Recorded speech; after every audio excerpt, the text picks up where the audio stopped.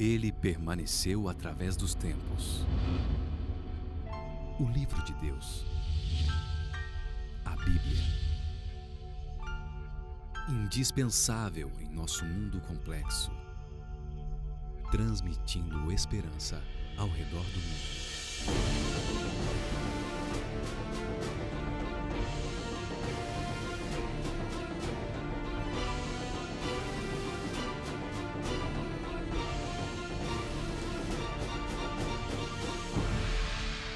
Está escrito, apresentado por Ivan Saraiva. Muito bem, amigos, se você tem aí a sua Bíblia, você pode abri-la no livro de Isaías, no capítulo 29, a partir do verso 13. Isaías 29, 13 e 14 também diz algo muito especial para você e para mim. A palavra de Cristo diz o seguinte: o Senhor disse: visto que este povo se aproxima de mim com a sua boca e com os seus lábios me honra, mas o seu coração está longe de mim e o seu temor para comigo consiste só em mandamentos enviados, ensinados por homens, continuarei a fazer obra maravilhosa no meio deste povo. Sim, farei obra maravilhosa e um prodígio, de maneira que a sabedoria dos seus sábios será destruída e o entendimento dos seus entendidos desaparecerá. Esse é o verso 14. Eu acho interessante essa questão, porque diz assim, o povo, as pessoas, elas se aproximavam de Deus. Olha só que coisa interessante, um povo que se aproxima de Deus. Aqui você se afasta de Deus, que você se aproxima. É o próprio Deus dizendo que este povo se aproximava de Deus, ok? E mais, diz que com os lábios eles honravam a Deus, ou seja, não blasfemavam, cantavam louvores, adoravam, liam a Torá, decoravam. Você sabe, uma criança até os 12 anos já tinha decorado toda a Torá, recitavam a Torá de cor, tudo isso. Por que eles tinham que decorar? Porque vocês lembram que Gutenberg veio aqui já na Idade Média, então não tinha prelo. Então uma cópia das Sagradas Escrituras era caríssimo e raríssimo. Então as poucas unidades que existiam por aí, as centenas, dezenas que existiam, as pessoas tinham que decorar. Então ninguém tinha uma Torá na sua casa, você encontrava isso lá na sinagoga, você encontrava isso no templo, agora no dia a dia das pessoas não. Então havia necessidade de memorização, de decorar, e as crianças decoravam sobretudo o Pentateuco, os 5 primeiros livros da Bíblia. Então o povo se aproximava de Deus, o povo recitava as Escrituras, decor, imagina, saber decor. Eles se adoravam através dos cordeirinhos, faziam tudo certo. Só que há um fator aqui que é para nós subjetivo, mas muito objetivo para Deus. Porque embora eu e você não possamos ler o coração humano, Deus lê. E ele diz assim, mas o seu coração está longe de mim. O que Deus está querendo dizer aqui? Que não adianta você ir na igreja, não adianta você devolver o dízimo, não adianta você levar um pacote de dinheiro para a igreja, não adianta você participar de todos os cultos da igreja, não adianta você ser ajudante do padre, do pastor, do presbítero, sei lá, não adianta você ser líder na sua igreja, fazer um ministério de louvor. Isso aí, se o seu coração não estiver conectado ao coração de Deus, não funciona. Não funciona. Esses dias eu comprei uma impressora lá para casa. Você imagina, filhos em idade escolar, você precisa de uma impressora. Pedi assessoria para o meu produtor, Anderson Ramos, ele me deu as orientações e aí então eu comprei uma impressora para casa. E estava todo mundo feliz porque ia ter uma impressora dentro de casa. E aí, então, eu fiquei na expectativa de chegar a impressora. E aí, na data prevista, ia ser feriado. Aí eu falei, ou vem antes ou vem depois. Você já pode imaginar que chegou depois. Mas quando chega, eu falei assim, eu vou instalar esse negócio aqui. E aí eu fui instalando. E o negócio podia parecer fácil, era para ser fácil, e realmente foi. E eu ainda peguei um auxiliar ali num tutorial no YouTube, e aí eu fui instalando e instalei tudo. Deu tudo certo. Aí fiz todos os testes, imprimi, preto e branco, colorido, ok, impressora boa, rápida, tanque de tinta para economizar, tudo aquele negócio. Ótimo. Aí, minha esposa me liga e ela diz o seguinte: eu não estou conseguindo imprimir. Ah, como? Não, não estou conseguindo imprimir. Aí eu fui lá ver por que ela não estava conseguindo imprimir.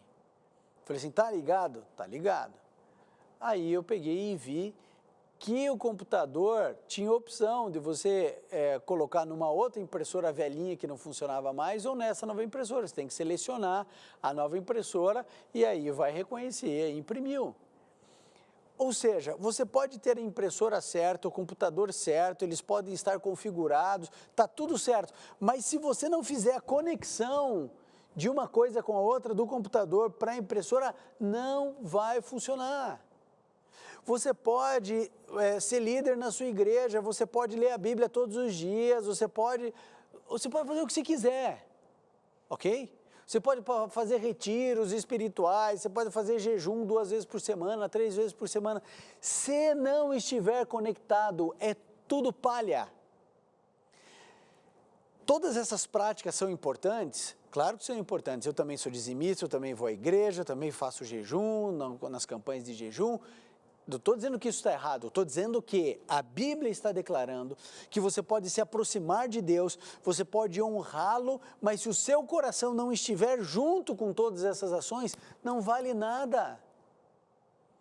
Então, amigo, entenda, porque as pessoas elas procuram mais espiritualidade do que religiosidade. Porque espiritualidade tem a ver mais com experiência, com uma comunhão íntima, com o objeto da sua adoração. Como somos cristãos, o nosso Deus, Deus de Abraão, Isaac e Jacó. O que a gente não pode aceitar é uma religiosidade mecânica, uma religiosidade infrutífera, que não produz nada para você nem para ninguém. São rituais, são tradições, são costumes, coisa aprendida de qualquer jeito. Não pode fazer isso. Sabe por quê? Porque depois você vai dizer que Deus não deu certo na sua vida. Ah, eu aceitei Jesus, mas não resolveu nada. Não, você não aceitou Jesus. Você aceitou um monte de hábitos, de costumes, de ritos. Aceitar Jesus é outra coisa, aceitar a Jesus é ter intimidade com Ele, relacionamento. E aí você percebeu no verso 14 o que diz? E porque o coração deles está longe de mim, e eles vivem essa hipocrisia de falar e agir de maneira diferente daquilo que sentem verdadeiramente, diz que Deus iria destruir a sabedoria dos sábios, de todo aquele povo. Deus iria agir, porque Deus não aceita isso. Deus aceita um pecador, um miserável como eu, como você. Agora, o indivíduo que tenta burlar Deus, que tenta enganar Deus, dar um jeitinho nas relações espirituais, meu amigo, você está lidando com o Rei dos Seis, Senhor dos Senhores. A gente não faz isso, não pode fazer isso, ok? É uma questão de respeito àquele que te deu a vida, consideração, gratidão. Seja coerente. É preferível você se aproximar de Deus e falar assim: Senhor, eu não tenho vontade de ler a Bíblia, eu não consigo acreditar no que o Senhor existe, do que um indivíduo que vai lá na igreja, canta. Tem gente que ainda fecha o olhinho, ergue a mãozinha, balança a cabeça, né? Muita fé, muito quebrantamento. O indivíduo é um traste, não pode. Sai dali da igreja, é mau marido, mau pai, ou uma mãe ruim, sabe? Fala mal dos outros, puxa o tapete dos outros, sabe? Quer colher o que os outros plantaram. Não faz sentido, amigo. Coerência. A minha adoração deve ser a externalização de um relacionamento íntimo e profundo com o Senhor Jesus. Quer mais um texto? Hoje textos fortes aqui, hein? Vamos para Mateus. Quero levar você agora para Mateus, capítulo 7, verso 21. Mateus 7, 21. Diz assim, ó. Mateus 7, 21.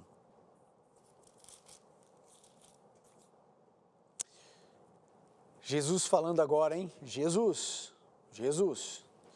Nem todo que me diz Senhor, Senhor entrará no reino dos céus, mas aquele que faz a vontade do meu Pai que está nos céus. Então não é aquele que está lá na igreja, Senhor, Senhor, ó Senhor, derrama sobre nós o teu Espírito, Senhor, por favor, ouça o nosso clamor, ó Senhor, Rei dos Reis, e o negócio vai, é uma lamúria, e é meio cantado, e vem Senhor, vem Espírito, e clama, e chama, e torna a clamar, e torna a pedir, a chuva ser hoje, e torna a pedir. A Bíblia diz que Jesus Cristo declarou, nem todo que me diz Senhor, Senhor entrará no reino dos céus. Você quer entrar no reino dos céus? O céu é uma prioridade para você? Você quer que o céu desça até o seu lar? Então a Bíblia diz, aquele que faz a vontade do meu Pai. Aquele que faz a vontade do meu Pai que está nos céus. Esse indivíduo, esse, não o outro, é que vai herdar a vida eterna. Quem faz a vontade de Deus. Sabe qual é o nosso problema, né? É que para fazer a vontade de Deus, eu tenho que negar a minha vontade, porque na maioria absoluta das vezes é incompatível a vontade de Deus com a minha vontade. Né? É óbvio, a gente nasceu pecador, a nossa tendência é para o inferno, a nossa tendência é para o mal. E aí o que a gente descobre? Não, Deus tem outra visão, Deus tem outra vontade. Então quem faz a vontade de Deus está negando a si mesmo. Quem faz a vontade de Deus está morrendo para si. Quem faz a vontade de Deus está colocando Deus no centro da sua vida. E ele diz assim, Senhor, o centro da minha vida não sou eu, é o Senhor. Então o Senhor faça a tua vontade. Faça a tua vontade, seja feita a tua vontade, assim na terra como é feita no céu. Então, se você quer ser um cristão verdadeiro, faça a vontade de Deus. Agora, a pergunta que precisa ser respondida é, como saber a vontade de Deus? Se eu quero ir para o céu, se eu quero que haja harmonia entre as minhas intenções e a minha adoração, se eu quero ser um cristão sincero, eu quero fazer a vontade de Deus, como eu vou fazer a vontade de Deus? E aí você precisa entender. Fazer a vontade de Deus, você precisa ler a Bíblia, você precisa estudar as Escrituras, você precisa conhecer o que está aqui dentro, e aí você vai fazer a vontade dele, e não a vontade do seu pastor, você não vai fazer a vontade da sua igreja, você não vai fazer a vontade do presbítero, nem do ancião, não vai fazer a vontade do padre, nem do bispo, nem do apóstolo, nem do missionário, você não vai fazer a vontade de homens, você vai fazer a vontade de Deus, e a vontade de Deus é descrita na Bíblia, não é em um sermão. Não é numa televisão, não é numa rádio, é aqui, é na Bíblia, amigo, é a Bíblia. Então você sabe, eu quero ter comunhão com Deus, quero ter intimidade com Jesus, e eu quero fazer a vontade de Deus. Como saber a vontade de Deus? Eu vou perguntar para o pastor, qual que é a vontade de Deus? Ele vai falar o que ele acha. Jeremias 17 diz assim, maldito o homem que confia no homem, por isso que você precisa ler a Bíblia, você precisa estudar a Bíblia, você precisa clamar a Deus, é você, amigo, você, porque a minha busca pela verdade não vai servir para você, sabe por quê? Porque você não sabe se eu estou direcionando você, se eu estou tendencionando o texto bíblico para lá ou para cá. Por isso é que você precisa ter comunhão com Deus, porque esse Deus vai te guiar em toda a verdade. A verdade é a palavra dele. Foi Jesus Cristo quem disse para você, conhecereis a verdade e a verdade vos libertará do engano, da maldade, da corrupção religiosa, dessa religiosidade barata, externa, onde o indivíduo vai lá e canta um mantra por 20 minutos, e canta, tem 3 frases, e o indivíduo vai modulando para lá e para cá, e vão cantando, e vão cantando, e vão cantando, daqui a pouco um outro entra em êxtase, o outro entra em êxtase, o indivíduo começou cantando parado, daqui a pouco o indivíduo está no ritmo, e está dançando, e daqui a pouco o indivíduo entra em transe. Gente, nem todo que me diz Senhor, Senhor entrará no reino dos céus, mas aquele que faz a vontade do meu Pai. Você quer ser espiritual? Cumpra a vontade de Deus. Busque nas Sagradas Escrituras. Não vá atrás de uma experiência de êxtase. Não vá atrás de uma experiência emocional, psicológica, de gente se jogando no chão para lá e para cá, unção de paletó, unção de leão, unção de urso, unção da risada. Você não precisa disso, você não tem exemplo disso na Bíblia. O único indivíduo que começou a viver como um animal foi Nabucodonosor, e como castigo. Que história é essa que o Espírito Santo toma conta de você e você vira um leão, vira um urso? Que conversa é essa? Quando que o Espírito Santo tomou conta do coração de uma pessoa e ela ficou tendo ataque de riso por 2 horas? Então, amigo, que história é essa de ficar caindo para um lado e para o outro? Pois passa o paletó, vai correndo, o outro sopra e o outro cai, sopra de novo e cai. Onde que você viu isso na Bíblia? Você já viu Jesus fazendo isso com alguém? Você já viu o apóstolo Paulo fazendo isso com alguém? Não é religiosidade, não são essas práticas místicas que a gente não sabe de onde vieram nem para onde vão. Espiritualidade, amigo, é você ter harmonia entre o que você faz como adoração e o teu coração. E aí você vai para a Bíblia e você faz a vontade dele, sabe por quê? Porque tem gente que é muito sincera e está lá entrando em êxtase. Aí você tem que ir para a Bíblia para saber se isso que está acontecendo com você, com a sua comunidade religiosa, se isso tem base na Bíblia ou não. Peraí, Isaías agiu assim, José agiu assim, Moisés agiu assim, Abraão agiu assim, Pedro, Paulo, Tiago agiram assim. Não, opa! Então dá 3 passos para trás e fala assim, amigo, não tem base bíblica. Você entende o que eu quero dizer? Tem gente que confia mais nos líderes religiosos do que em Deus. Você quer ver isso? Isaías 31. Isaías 31, verso 1. Olhem só o que diz, Isaías 31, verso 1. Ai dos que descem ao Egito em busca de socorro e se estribam em cavalos. Eles confiam em carros de guerra porque são muitos e em cavaleiros porque são fortes, mas não olham para o Santo de Israel nem buscam ao Senhor. Querido, você está buscando o Senhor ou você está tentando acessar o poder do Senhor? Através de um líder religioso. Deus não é o gênio da lâmpada que você esfrega, faz o pedido e ele acontece. Só que no caso de Deus não são só 3 pedidos, né? Qualquer coisa que a gente queira. Você quer conhecer Deus ou você quer receber seus presentes apenas? Tem gente que aceita as doações, mas não quer nem saber do doador. Problema do doador. Só quero saber, caindo aqui no bolso é o que importa. É o filho que mora longe, só liga para o pai se o dinheiro que era para depositar atrasou. Caso contrário, amigo, tem gente que busca nas igrejas, no líder religioso, a cura. Eu creio que esse homem é um homem de Deus e que ele vai me curar, porque ele vai fazer isso, porque ele vai fazer aquilo, porque ele vai passar isso em mim, porque vai passar o óleo de não sei o que lá. Espera aí, amigo. Você está confiando nos cavaleiros e nos cavalos ou a sua confiança no Senhor? Para de recorrer a homens para resolver aquilo que só Deus pode resolver. Escolha. Você vai ter que escolher a quem você vai servir. Se você vai escolher servir a Deus, é Deus. Agora, quais são os postes ídolos dos nossos dias?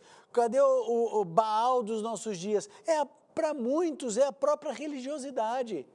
O indivíduo vai e ele se joga dentro de uma filosofia, dentro de uma igreja, e ele acha que porque ele vê um monte de coisa sobrenatural, tudo vem de Deus. Você nunca parou para pensar que existem coisas sobrenaturais que vêm do diabo?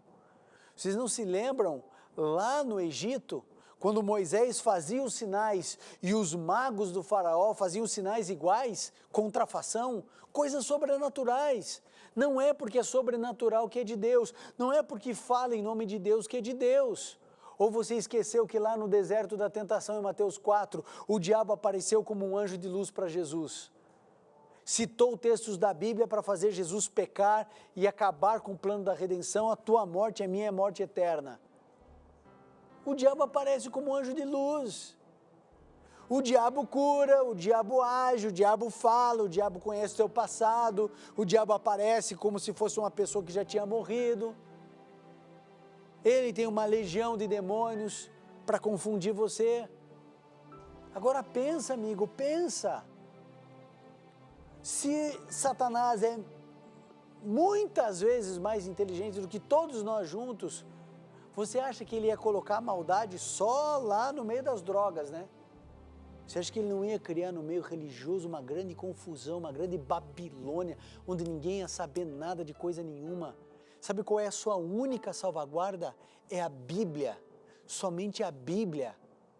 Você não vai num lugar porque lá você tem a sensação de que o Espírito Santo está em você. Para com isso! Porque essa sensação você nem eu podemos afirmar se é de Deus ou não. Sabe por quê? Porque sensação boa o diabo também dá.